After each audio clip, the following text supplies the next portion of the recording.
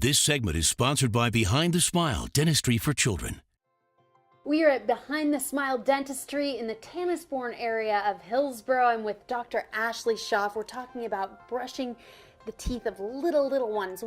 What's the right way to do it for babies and toddlers?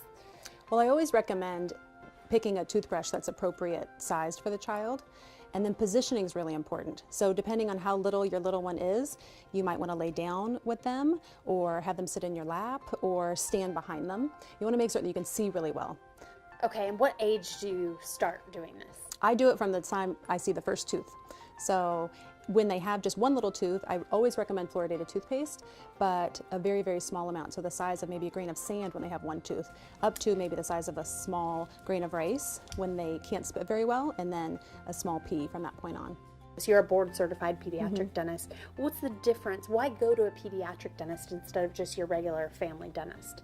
Pediatric dentists are like the pediatricians of the dental world. We've all gone to an extra 2 or 3 years of schooling in order to really focus in on the needs of children, adolescents, and those with special needs. Our office is really geared and set up for children to make them feel at home. A lot of our patients at the end of the day really don't even want to leave our office. Yeah, I've noticed you guys have such a kid-friendly place. Yeah. You even reward people if they don't use a pacifier anymore? Yeah, so there's a lot of habits that kids pick up. Most pacifier and thumb-sucking habits usually end on their own. The kids kind of get over it by the time they go to school or whatnot.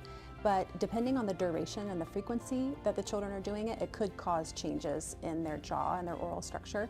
So by the age of 3, if they haven't given it up on their own, we try and give the parents some tips as to a way that they can get rid of the pacifier or the thumb. Pacifier, they can start to trim the tip of it, and it makes it less, orally exciting for the child, so they usually just get rid of it on their own. And then the thumb, a lot of times parents will wrap a little Band-Aid on the child's finger or put a mitten on their hand while they sleep, something like that, to discourage the thumb sucking. And is thumb sucking and pacifier use, is that related to crooked teeth later once they're older? It can be, depending on how frequently they're doing it and how hard they're actually sucking on the item. Usually by the age of 3, if they're able to get rid of the habit, Mother Nature can correct most of the problem, but sometimes there's long-lasting effects skeletally that we need to work with dentally by putting some kind of appliance or something in the mouth.